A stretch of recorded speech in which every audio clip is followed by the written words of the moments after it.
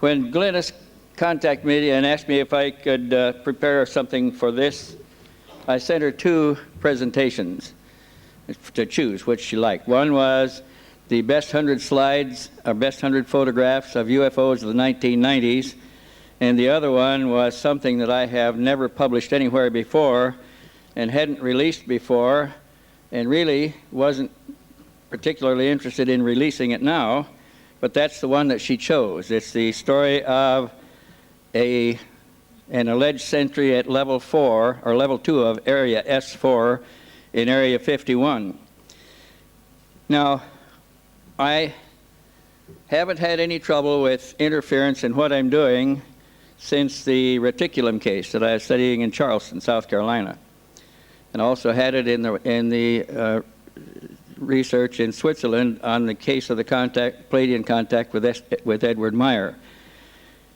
We were followed, our telephones were monitored, things were interrupted, mail was interrupted, a lot of things during those times. And I really didn't know why at the time, because it was like all the other cases I was dealing with, except when Bob Lazar came out of Area 51 and told his story.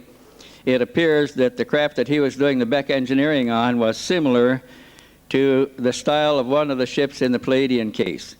And the only conclusion I can draw at this time is that our government had put the 2 things together much earlier than we did.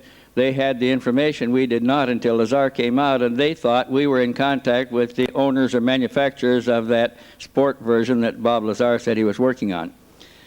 In the reticulum case, on the first abduction aboard the craft, Bill Herman asked why him, and they said that because they had examined several other people for some time, for years, 2 or 3 years, and tabulated the data on their lifestyles, their education, their knowledge, their relationships with their family history, where they lived, their beliefs, all of those things, and they put these into what they call the lexicon. It's the lexicon's own word for a computer. And the lexicon selected Bill Herman of the half a dozen or more that they studied for years, and he became the contactee. So now he says, what can I do for you? And they said, we would ask your help in in assisting us in recovering the remains of one of our vehicles in the western part of your land, they said. And he asked them what happened, and they said that the ship had encountered a strong beam of energy that locked onto the craft and cooked out the computer control system, and it went out of control and crash landed. And they said that they concluded from this that it was a hostile action on our part, especially when they lost the second craft to the same beam. They thought we were shooting them down. And they said that they had convened a meeting with other space-traveling entities, intelligences visiting this planet, to consult on the form retaliation should take. Can you imagine what kind of retaliation we could have suffered?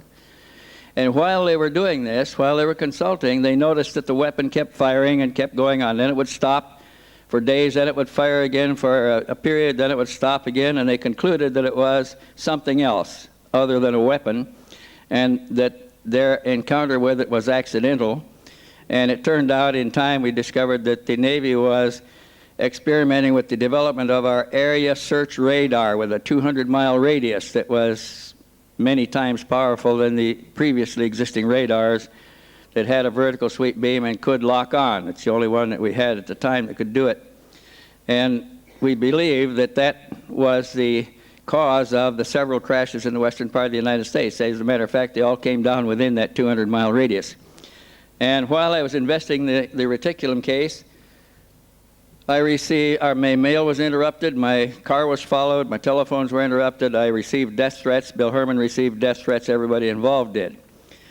And the only conclusion I can make now is, since that time, I have discovered that we have alien bodies that are probably reticulan alien bodies in the custody of our government that have been autopsied, and some are stored in frozen in cryogenic storage.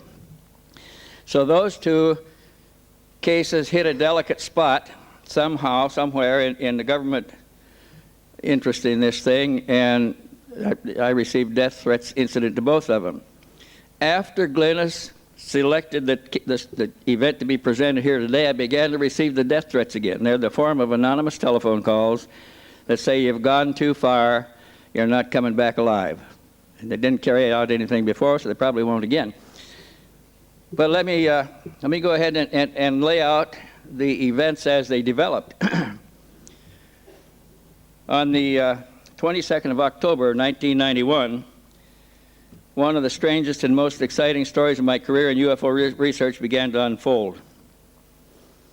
A young man calling himself Connor O'Ryan called my home in Tucson, Arizona, from Los Angeles, and said he wanted to come see some of my collection of UFO pictures and information. He said he'd be here the next day, and that was about noon of that particular Tuesday.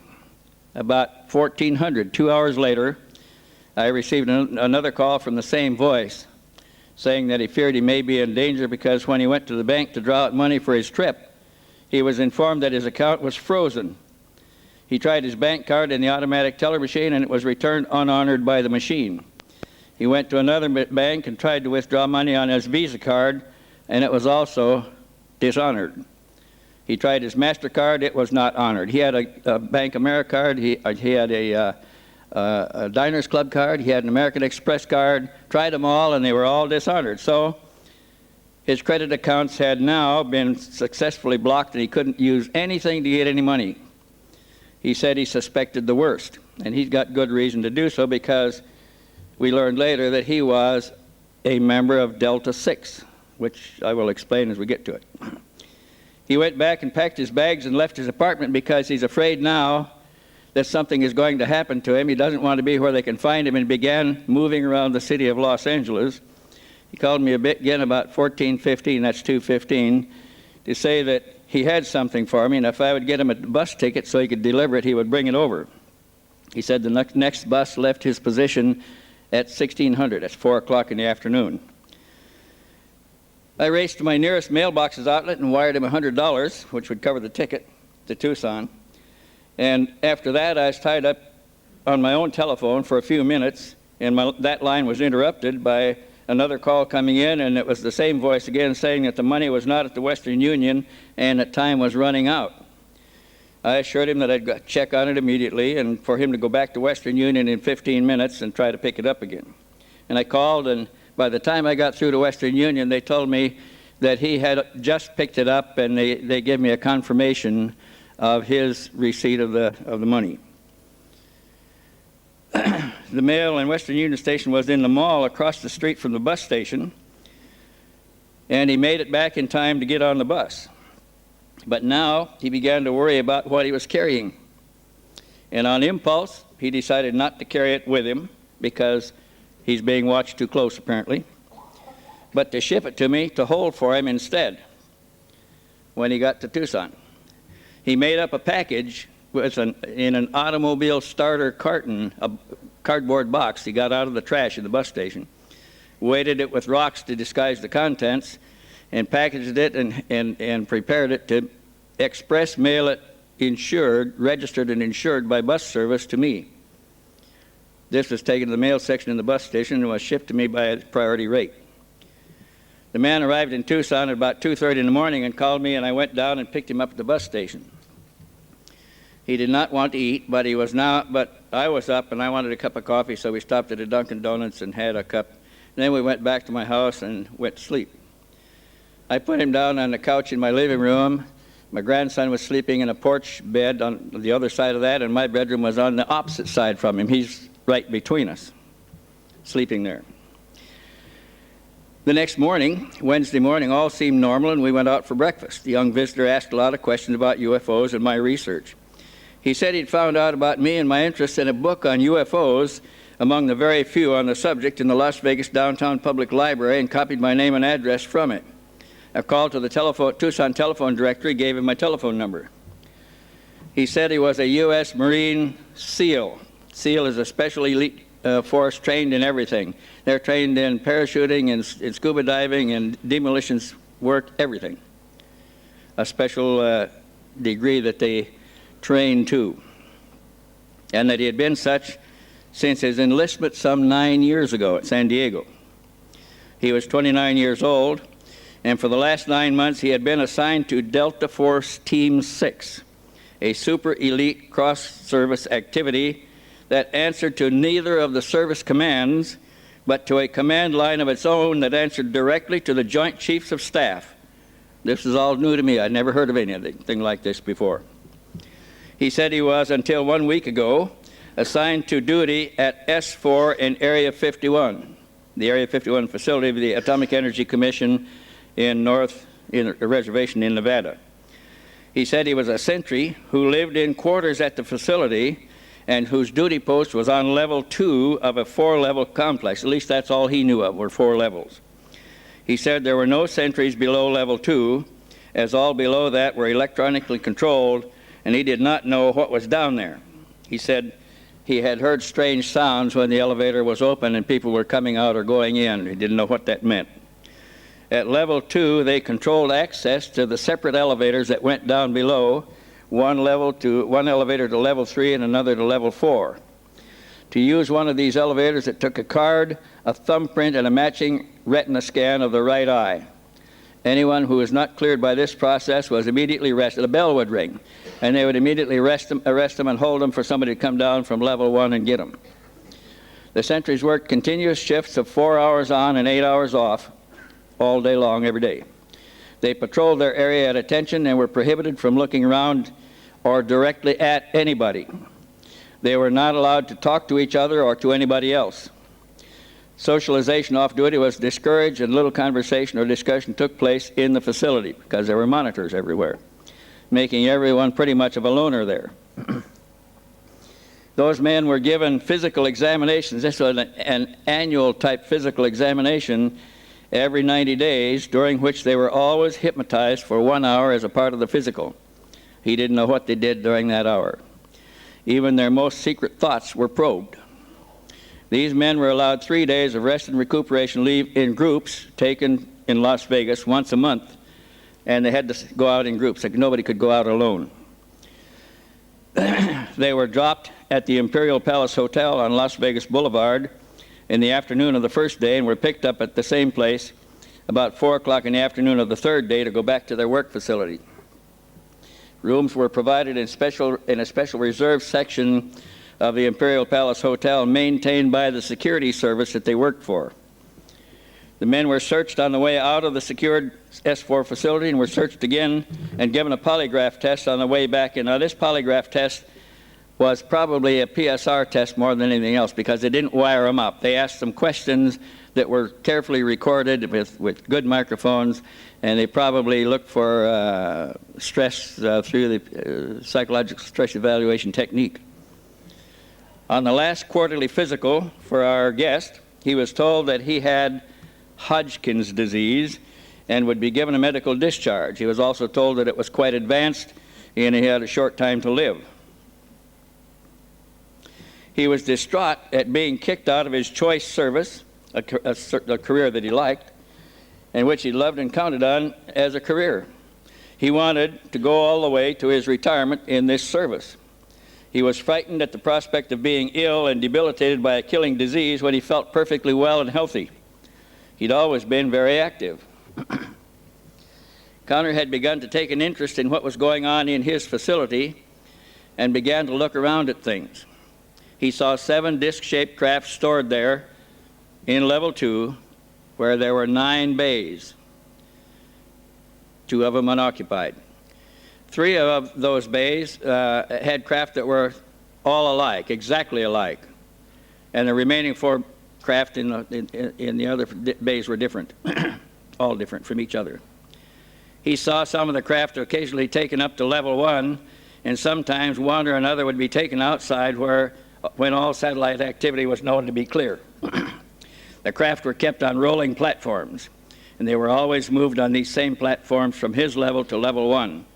There were other sentries on level 1 whom he did not know. He really didn't know the ones on level 2 either.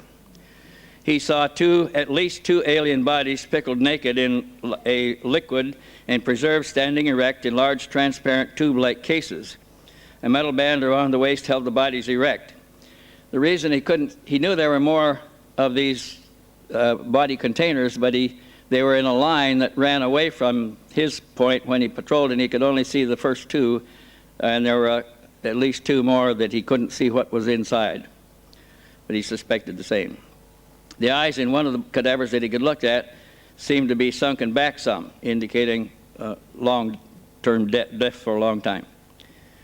Over time, a small camera was successfully taken into that facility and pictures were taken, and the film was brought out. Despite the prohibition against speaking, when they were on leave in downtown Las Vegas, he discovered that one other sentry there was equally disenchanted. And that sentry knew another one that was disenchanted. It was brought into the group. Now they have three together. The third one knew that the biologist, a civilian technician that had care of the bodies, was disenchanted. And between the four of them, they conspired to bring the camera in, successfully keep it hidden, and take pictures inside. This became a dangerous game, and its possible discovery during one of the hypnotic sessions may have been the real reason for his sudden separation. If this is the case, and he really had Hodgkin's disease, the implications are fearful. He may have been given this disease by his own superiors to terminate him for what he had seen or what he was thinking. This had already occurred to him, and he was very worried because he still felt in perfect health and had no history of such a disease in his family. His retaliation, if this turned out to be true, was to release some of the 52 photographs they had already taken inside of level 2 of S-4 and had successfully smuggled out. To blow the lid off such a nefarious operation, this was truly the work of mad scientists, if this is true. Connor felt his hand was being forced by the freezing of his own money supply, and he now sought to get out of the whole thing.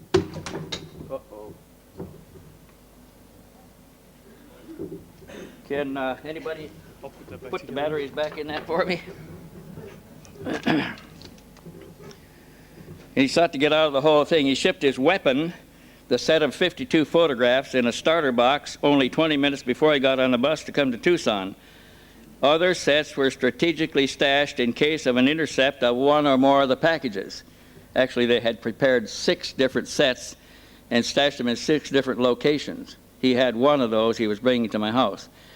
The people that held those other sets had a capability of making more copies and stashing them further. So this was a hedge against killing somebody to stop the process. If they killed him, they would only tend to confirm what could be released.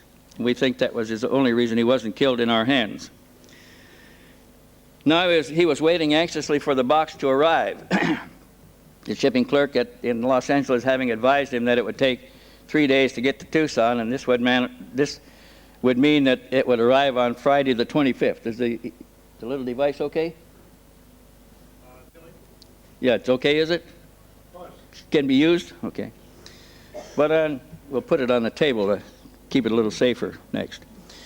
But on Thursday the 24th, I found a pale blue envelope resting in the brackets of a porch mailbox next to my front door, right next to the front door. It bore no address and no stamps, indicating a hand delivery to my house. The return address printed in the upper left-hand corner of the envelope was Imperial Palace, 3535 Las Vegas Boulevard, South Las Vegas, Nevada, 89109. Inside the blue parchment-like envelope was a sheet of similar blue stationery with the Imperial Palace name and crest on the top of the page and a gold crest on the bottom in the right-hand corner. On that sheet of paper was a message in very simple, childlike grade school penmanship letters, the kind you've seen on the penmanship training tablets. In these letters of a style used in penmanship practice in elementary school, which is very difficult to judge handwriting characteristics from. The message said, "It's to come home," and a Delta Force symbol with the point of the triangle up indicating it's cool, as we found out later. Does it work now? Yes. Okay. I'll keep it on the table here. Do we point this at the machine? Okay, yep. This looks like it. And I turned it off? Oh, great. Now it should be on, huh? Stand by, we'll have it here in a minute. I set it up again. Now forward, okay. This is a copy of my Western Union transmittal of the $100, not important here. And here is where I found the envelope in the brackets of the mailbox. You can just see it around the corner there of the pillar in front of my house. Let's see now, I've got a light here. Here we go. Right there is the letter. Boy, that comes through on the speakers too, doesn't it? And in that letter, we'll get this straightened out yet. There's another picture of it. I took that with my camera before I removed it because this was really strange. This never happened to me before. And in that letter was this note. Where am I here? The message said, "It's to come home," and a Delta 4 symbol with the point of the triangle up, indicating it's cool, which we later found out to be the meaning of it. I showed the letter to my grandson, Jim Cox, who was still sleeping on the porch. I was up early that morning. Connor was sleeping on a sofa between the porch and my bedroom, and he was still asleep. I woke Jim up and asked him what he thought of it. He suggested we wait. He said he didn't know what it was, and suggested we wake Connor up and ask him. And when we did, Connor went visibly pale, was immediately alert. Beads of sweat popped out on his forehead, and he says, "Oh God, they're here already." And he shook his head. Our visitor is now concerned that he also has a tracking device implanted in his body, because though we have watched carefully, no evidence of being followed had been detected. And we have done everything we could do to see if he was being followed. We took different routes home. We stopped and waited for cars to pass, a lot of things. Nothing happened. So we were pretty sure that we were clean. Now this is at my door. This angered Connor even more than the possibility of the disease being introduced, because he now has evidence of this. He said he wanted to give us a statement to be held in confidence unless and until something is done to him. If he is harmed in any way, or his friends or family or their families, because of him being harmed, this statement could be released. The statement that he was going to give us. So Jim and I took a high-8 video camera, and we went out into the desert to a high spot where all approaches could be watched simultaneously from all directions, and video recorded a 2-hour statement for this purpose. 5 copies were made, and all were dispersed to separate locations away from my home in trusted hands, who would release the information if anything happened to any of us. And we talked about this on the phone to let whoever's monitoring know that we've scattered the evidence and it's not going to be picked up quickly. At that time, Connor told us that there were 5 people from inside S-4, including himself that is, all working on level 2, who had become disenchanted over the secrecy of the operation and the way it was being managed. They thought the secrecy was misplaced and that the American public ought to know what was there, especially since this place had become commonly known inside as the museum, since the primary research activity had already been moved elsewhere. And they thought that the scientists that were coming and going to levels 3 and 4 didn't look enough like real scientists to them to be productive. They thought that scientific institutions should have access to the information that they thought they were guarding. The security people working in the facility there were not allowed to use names, but were all identified by a number. Connor said his number was 122. The other 3 sentries had 123, 124, and 125, indicating that they had all been assigned about the same time to that facility. A biologist working with the bodies had number 118, showing that he had arrived just shortly before them. These numbers applied only to their activity at this facility, and the numbers were changed as other people came and went. The new numbers were assigned. This group had been considering this action and contact for some time and had discussed whom of the UFO researchers they would contact. They went to the public library in Las Vegas and studied the available material on UFOs, looking for names. They rejected MUFON and CUFOS because they feared these organizations might have been infiltrated by agents of the American government. They rejected John Lear as a primary contact because he was too close and was being watched constantly, and they knew this. They rejected George Knapp of TV Channel 8 because he was also too close and may want to release the story prematurely. They chose us because they thought we could be persuaded to wait and go at a pace they had decided upon, and we didn't have anybody else in our organization, just Jim and I. And now I'm alone.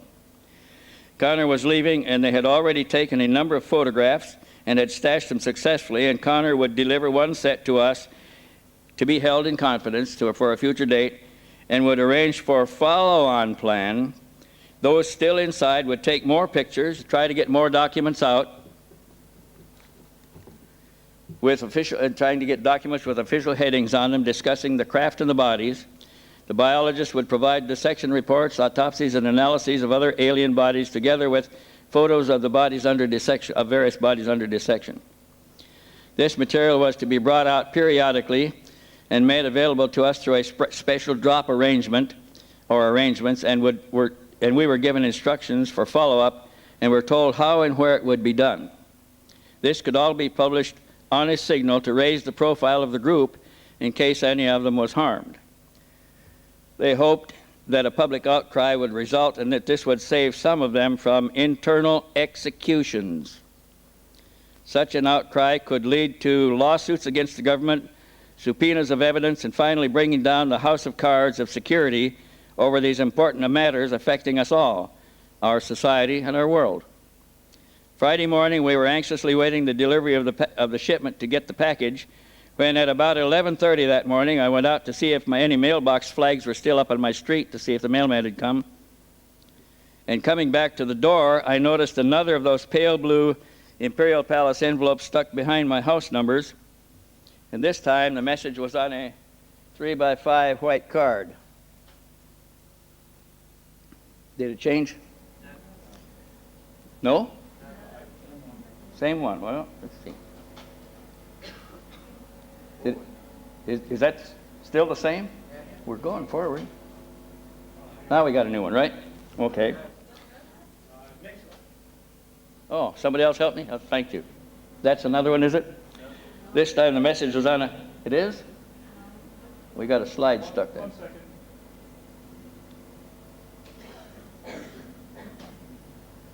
This time the message was on a 3x5 white card with the Delta Force triangle, with the position now turned to about 2 o'clock position, indicating time was beginning to run out.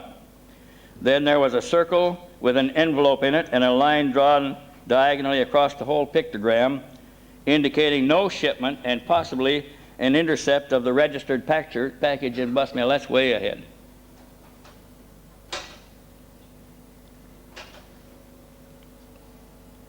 Okay, now go forward with the buttons over there. Past the first message. They're not coming up? No, you put 2 slides in the one slot. Oh, Lord. Can you take it out and back the rest of them up 1 slot to that then? So there was then a circle with an envelope in it and a line drawn diagonally across the whole pictogram, indicating no shipment and possibly an intercept of the registered package as well. The next pictogram in that second message was a circle with LV bus in it and a diagonal line drawn across that, indicating possibly an intercept at the Las Vegas bus terminal, which we later found was another stash. That was followed by a big question mark indicating, what are you going to do now? But the most threatening part of this message was the last 2 symbols. One was the word home in block letters, and the other was 2 paper matches. Jammed again?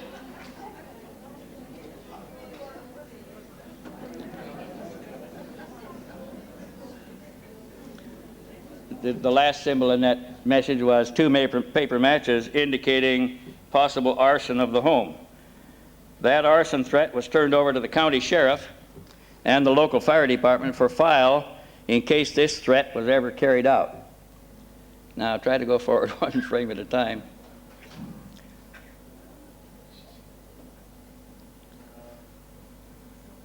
It really doesn't like cardboard Okay. If this threat was carried out, it clearly leads back to Delta Force and Area 51, and we'd been given documentary evidence to prove this, allowing us to proceed legally against potential arsonists. We have the names of the chain of command leading all the way back to the Secretary of Defense, Dick Cheney, and we have attorneys who are most anxious to initiate such a lucrative action against the United States government and the intelligence service and Dick Cheney. One of the 52 photos in this package was said to clearly show Mr. Dick Cheney inspecting the level 2 of the S-4 facility where the alien ships and sample bodies are kept. Okay. There's the message we're talking about. There's the arson threat. Leave it there. This photo was the picture that is of Dick Cheney was surreptitiously taken by our own Delta Force visitor, that's Connor O'Ryan, at that time of the visit, which was made since the end of the Gulf War. Interception of this package of photographs does not mean that they're all gone. Other sets were made and stashed in trusted hands for safekeeping in case of loss of some of them. They can be produced to save a life or to pursue an arson threat carried out by Delta Force or its agents. The evidence is clearly established in the documents we have. After the third letter from Delta Force on Saturday the 26th, our man decided they may come in by force and take him, so he went out into my backyard to a dark corner of the backyard under some big oleander trees, pulled back some leaves and buried his identification cards under the leaves and then covered them, making the whole thing look undisturbed so that nothing would be evident. Then, sometime shortly after that, we went to the McDonald's shop just a short distance from my house for a sandwich and coffee for lunch. We were absent from home for less than 45 minutes. And there at the McDonald's, we discussed copying his cards and dispersing the copies also to save them in case somebody was trying to get them. When we returned home from McDonald's, he went out to get the cards that he had buried to make the copies, and they were already gone. They were gone. The leaves still looked undisturbed and the cards were gone, leading to speculations that even the ID cards may have tracking devices in them. We began to suspect that he has a tracking device in his body by this time. Now we think that it's either in the ID cards or both. The third message had been found about noon in another envelope, white this time, with a white sheet of paper inside. It had been stuck in the corner of the house numbers by my door again. That should be it. This time the message seemed to be an offer. This is truly Orwellian in scope and a very frightening situation for our society. That day, Jem Cox had to go to Phoenix on business and took Connor along. Here's the message. This one was redrawn from the original because when Connor read it, he crumpled it up, tore it in pieces, crumpled it up, and threw it in the wastebasket. So I had to redraw this one. Here it shows the package intercept from the bus line that he rode on, also the intercept at the Las Vegas station, a question mark, what are we going to do now? Dollar signs indicating we can negotiate. They want all the stashes, no foul play, or Delta Triangle turned down, which means termination. And then it shows how. There's 3 stick figures walking together with crosshairs drawn through them. So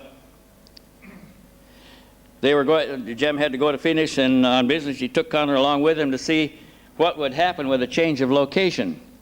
As expected, the next message from the unseen forces was delivered there in Phoenix, found the next morning. The two had detected no evidence of pursuit, though they sanitized their trail to their best of their ability.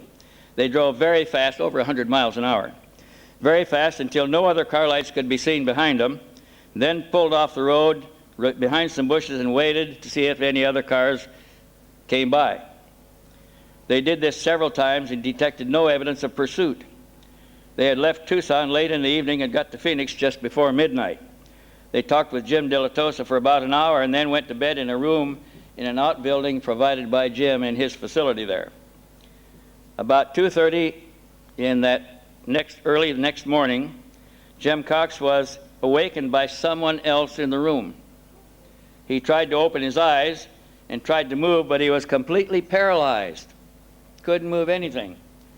But he could open his eyes just a crack and look down his torso through a small slit, and he could see, looking down his prone body, he could see 4 ninjas. That's men with close-fitting black bodysuits with padded feet and black knit ski masks pulled over their heads. One was standing over him on his bed, straddling his ankles, with an automatic weapon pointed at his head. Another similar figure was standing over Connor on another bed, with a automatic weapon pointed at his head. And 2 more of the black-dressed ninjas were going through the things, Jim's and Connor's things, on the floor. One came up with a piece of paper from Connor's bag, looked at it, cursed quietly, crumpled it, and threw it against the door. There was a 5th man in a suit in the room with the 4 ninjas. Nothing was said between any of them. Jim lost consciousness again, and they both slept until 2:30 the next afternoon.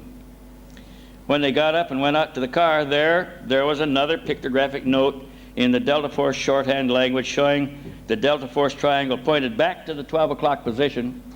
See if we can get it this time. That got a Delta symbol pointed up? Yes. Indicating no rush. Then there was a carefully disguised penmanship letter saying, "Situ extreme, please be Pat." That was followed by pictograms showing 3 men in step, $signs, says no TV, working on deal. You have 7 days, now they're giving us more time, 7 days to produce the pack or the Delta Force turned down, meaning termination. We want GW1 to come home. We will call in 48 hours. Well, we didn't know who GW1 was, so we asked Connor, and he says, "That's me." The next day, on Sunday the 27th of October, a 5th note in a white envelope was stuck in the car door outside of the room there. It had a sheet of white paper inside, and it instructed them to check into the Motel 6 in Scottsdale and wait. They did this. Let's see if we probably got that note here too. That say, go to Scottsdale and wait. Well, let's see. So it should say is, will meet Situ Extreme Motel 6, Scotts, within 72 hours. That's the same one? We're not getting traversing down there. Okay, there it is. They did this. They went to Scottsdale, which is just a short distance from where Jim Delatosa lived, on that same afternoon, which was Sunday. And on the way, they stopped and purchased an infrared sensor light from a hardware store, open on Sundays in Phoenix, and cans of peanuts to get the aluminum pull-off tops off from the cans. They rigged the sensor light inside of the door to come on when somebody was just beyond the door on the outside, and slipped the peanut can lids. They were inserted in the crack around the top of the door to fall out in case the door was opened, or in case the crack was probed with anything to see if there was booby traps. That night, both the light came on and the can lids were knocked to the floor by someone checking the door. And they waited to see what was going to happen. There was total silence. They didn't hear anything. And they waited for some time, and the light went out by itself and didn't come back on again. They assumed that the intruder had gone away. They went back to sleep. The 2 men checked out the next day and went out to the parking lot to return to Tucson. As they approached Jim's little red Porsche car out there, there was a 6th envelope pinched into the door crack. Then they thought of their arrival when they came to the hotel to check in the Motel 6 in Scottsdale. When they got there, the clerk in the hotel he handed Jim a key that was laying on his pad in front of him on the desk. Didn't take it off the rack. So Jim picked it up, looked at the number, and it says, thinking that might be this was rather suspicious, he looked at the number on the key, affected dislike, and said, "Give me another room." I don't like this number. I'm very sensitive about numbers. The clerk objected, but he did change the key and gave him another room. And the key they ended up was a different room entirely. Now they wondered what would have happened if they had used the first key. This time the note seemed a little more conciliatory. It had the delta triangle pointing up at 12 o'clock again. This one said, this note said, 100,000 within 48 hours for location.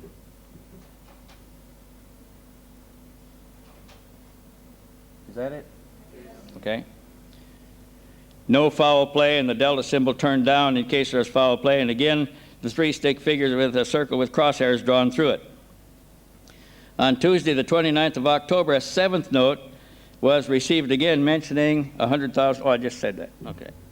The 48 hours ran out at 1800 at 6 o'clock in the evening on Wednesday evening, and at 6:15, an eighth note was found stuck behind the house numbers, again in Tucson, and this one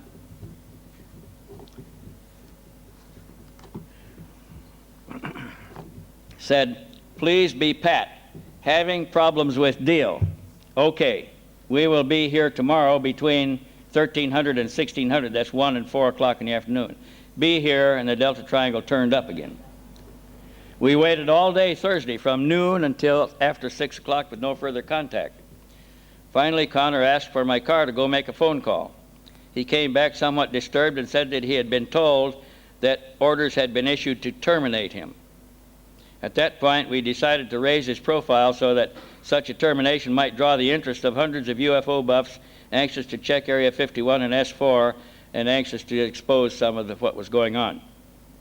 I called the local ham radio net and asked them to stand by in case something dangerous happened. They would get some word and understand what they would be dealing with, and giving them a few clues of what was happening and other contacts to put the whole story together. I also called the computer mailbox and had them stand by for a spectacular release which had already been prepared and was being held, or for a story about our being taken in on an intended setup to discredit us. Either way, the story would get mileage. There was no contact at all day Friday. Very unusual in view of the deadlines we'd been receiving before and the continuous activity. In the morning of Saturday, the 2nd of November, we found a plain brown envelope behind my house numbers again. This was apparently the end of the negotiations and a final kiss-off. Is that a change there? Yep. It is? The threat was plain and simple. It said, no more negotiations. They would not hesitate to take out my whole neighborhood if necessary, and a reference to Malakia. The reference to Malakia at the bottom meant just that. That doesn't have it. Okay, what have we got there? That's the plain brown envelope. The next slide.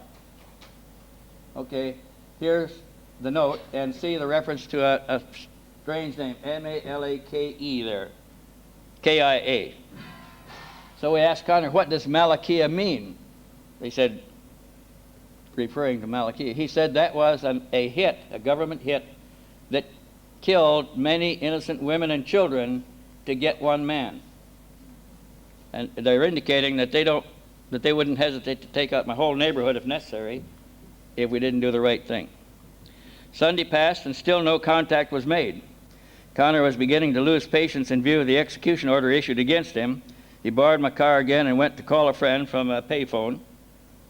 And his tutor and mentor from an earlier contact was the one he wanted to get in touch with and consult with him on what to do. He's trying to stay alive now. The friend offered to come and get him and take him to a safe place.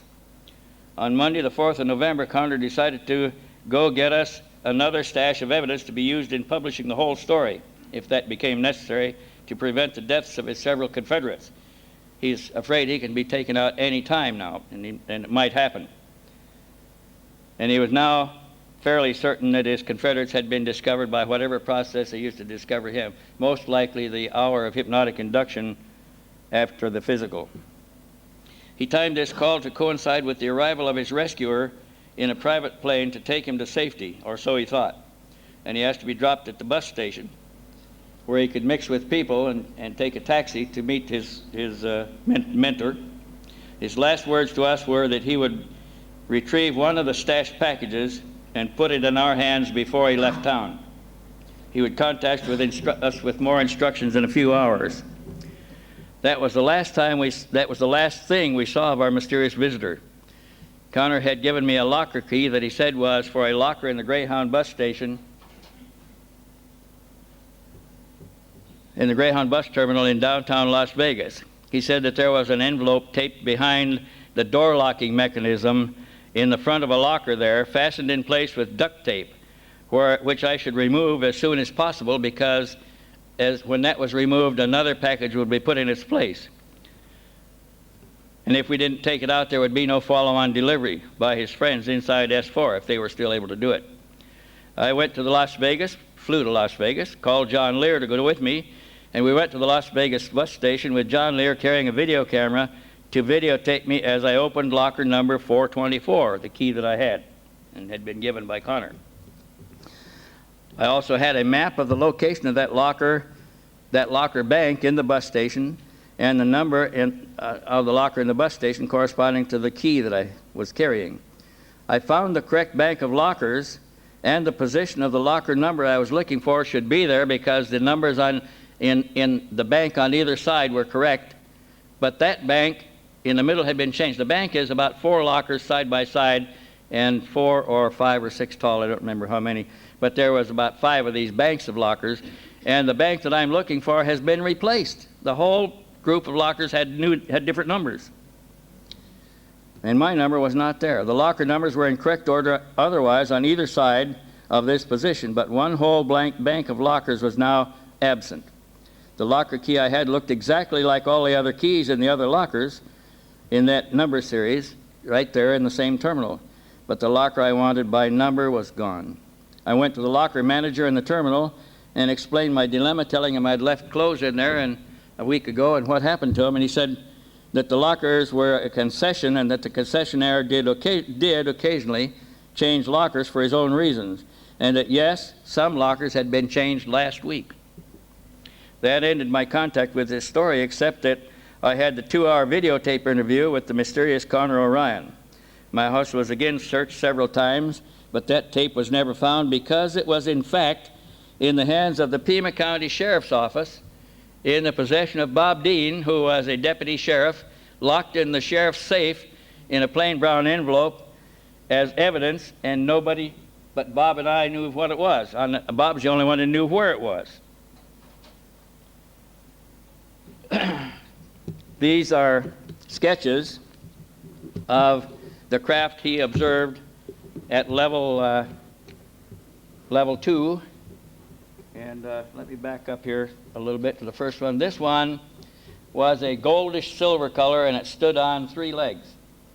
The next one was a bright silver color and finish, like brushed silver, brushed aluminum, and had a projecting base that looked to Connor like it could be retracted, but it was sitting on the base on the platform. This next one was hovering a few inches above the platform that they were stored on, and it had a base that was extended that he thought also might be adjustable or retractable from looking at it. This one was a bright silver mirror-like finish, like chrome. This one had a dull gray finish, and I believe that there were 3 identical ones in the 3 bays. 2, 3, and 4 bays had these craft in them, a dull silver color, and they sat on the platform. This one sat on the platform also, and it was kind of a bronze color with a different colored metallic dome that he thought might even be able to be somewhat transparent or made transparent. Here's a sketch of the floor plan. Now I'm going to shut these off and go to a clip of the interview. For the rest of the time we have available, you'll see the interview live with this Connor O'Ryan, and the noise that you hear is the wind blowing over our cheap little microphone on the high camera we're using, but you can hear my interview with him taking place quite clearly. Can you proceed with the videotape, please?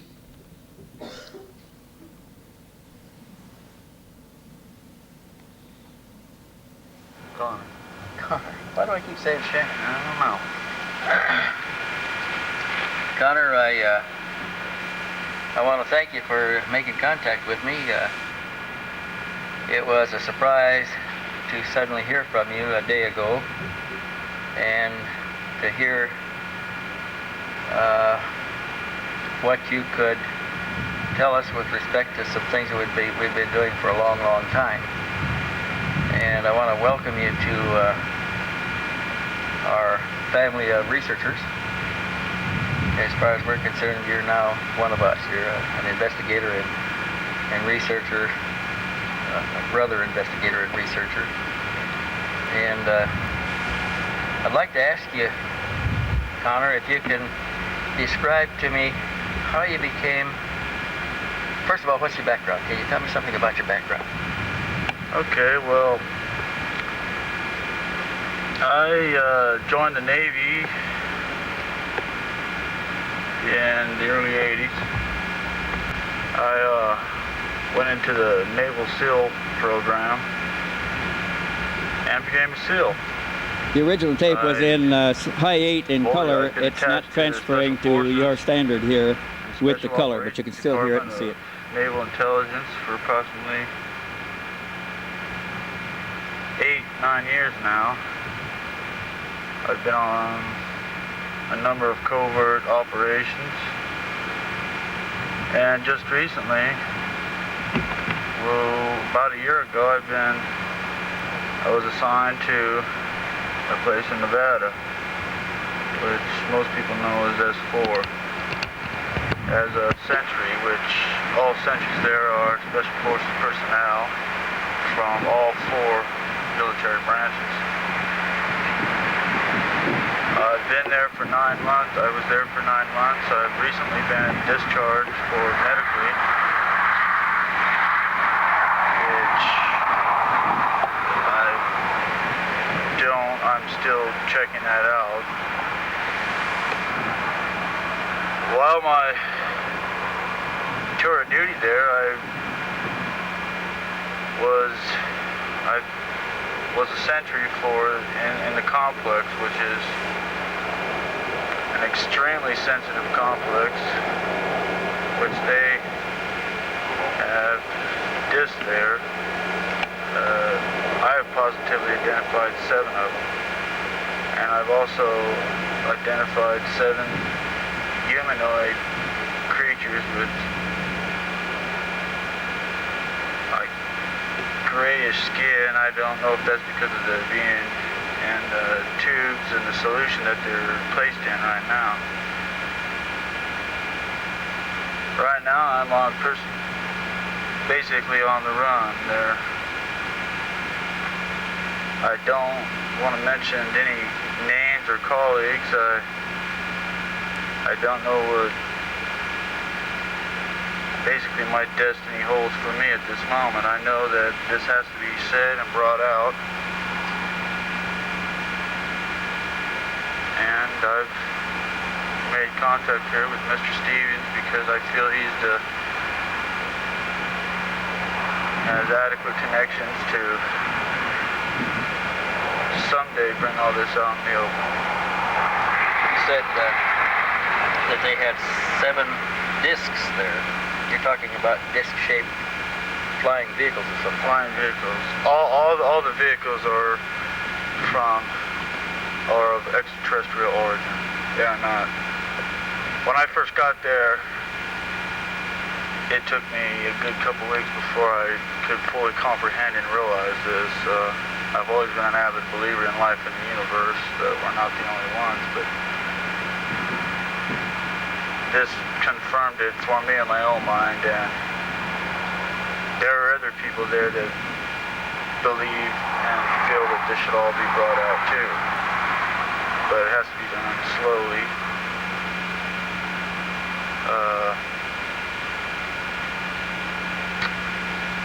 There's 4 levels in Site 4. Excluding the top level, the surface, which is basically a hangars with the satellite. There's really not too much to it, but the levels are all operated. There's the first and second levels are all elevator, where they keep the flying disc, ships, whatever you call it. They the surface. Right when I was there, they were trying to operate the disc, but to my viewing, unsuccessfully. There's scientists there, I have personally witnessed high White House officials being there. Right now, I'm basically kind of scared. I mean, I'm on the run. I don't know what everything holds for me. I just want to get this out in the open. Let's start with the extraterrestrial vehicles, the discs. Take them one at a time and describe each one as best you can remember it, using the pencil here or whatever to make whatever sketch you want to as you go. Okay. 3 of them are exactly identical. How many? 3 of them. 3 of them are identical. Maybe the top tip one here. Okay. Easier.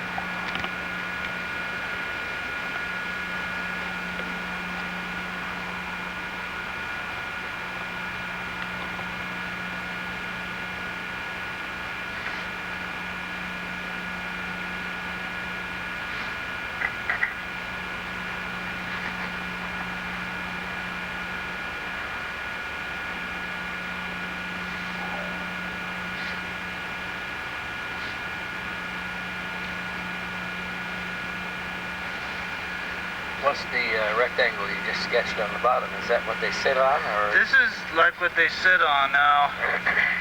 I have personally witnessed when they somehow activate this vehicle and a bottom pops out, and then it kind of pops out a little bit and comes to about right, I'd say maybe a foot below the vehicle, and it sits on a cushion of air about 2 inches. There's nothing below it. This is a brushed type, brushed here, aluminum, and up here it's a high polished. When you're near the vehicle, the static electricity is extremely intense.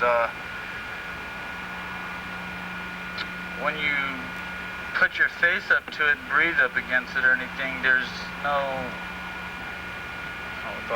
fogging of any sort at all. And I also found kind of peculiar is there's no dust ever on these, and I don't never seem to see anybody wiping them off. There's no residue of any kind on any of these vehicles, on these 3. What's this? Is this retractable? This part right here comes down as retractable. The bottom. It sits on the ground, and when they activate it, it seems this part pushes it like a hydraulic mechanism, brings it up off the ground to about a foot. And then you don't hear nothing, absolutely no sound, and then it just picks up, and it sits on about 2 inches of air. You ever see this rectangular part here retracted so that the disc is flush on the bottom? No. There's always about 3, a meter and a half maybe of protrusion on the bottom. Protrusion on this, which is also a brushed aluminum like the bottom part right here. What about the part that's extended below that? Is it brushed aluminum also? That's a blackish, a flat blackish. Let me look for the words here. I mean, it's kind of a blackish thing, but while it's sitting here, the electricity is, the static electricity is so intense,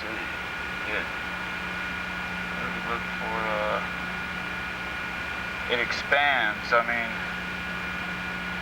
This is blurry kind of down here. I see. It's kind of blurry and like it's, say you're looking at a car hood in the heat, the heat dissipating from a car hood right there. Okay, 3 of them are like that. These vehicles are... What size? Oh, I'd say 11 to 12 meters. Well, that was to give you an idea of what the interview, how it proceeded, and how we got the information. He told us that there was an aircraft carrier-type elevator from level 2 to level 1, that the discs were stored on platforms, rolling platforms with rubber tires, that were about 35 feet in diameter, if I remember correctly, that were wheeled into position on the elevator and taken up to level 1 occasionally, and then brought back down again. We never did find out whether he really had the disease or not, because he wasn't there long enough, and we couldn't get an appointment for him overnight. And then he became concerned about his own safety and left. Whether he's still alive or not, I don't know. We never did get any of the stashes of pictures that they had taken. I have a feeling that the other men inside were detected probably the same way they discovered him. And we believe that the entire shift in level 4 was changed to the man to prevent any further contamination of the operation there. This apparently had happened before, because several of the members of his team had numbers close together, like they were assigned from. None of them ever knew each other. They all came from different places, and they were completely unknown. They weren't allowed to use names inside. There were no name tags on their suits. They didn't wear their numbers. They were known to each other by number, and they weren't allowed to discuss anything. There were audio and video monitors all over the place. They were allowed to talk in front of the television watching sports games. They were allowed to talk to each other while they were eating their meal, but those were the only times. And they were discouraged from talking to each other at any other time, and little sociability took place there in the facility. And I believe we're just about out of time here, so with that, does Glennis or anybody have anything else they want to announce here? We can bring up the lights. And if there's any questions, if I have time, I'll take questions on this. Do we have any time left? I think at this point, we might take the questions and go right on, and we'll just see how we got at the end of the afternoon. Okay. All right. Thank you very much.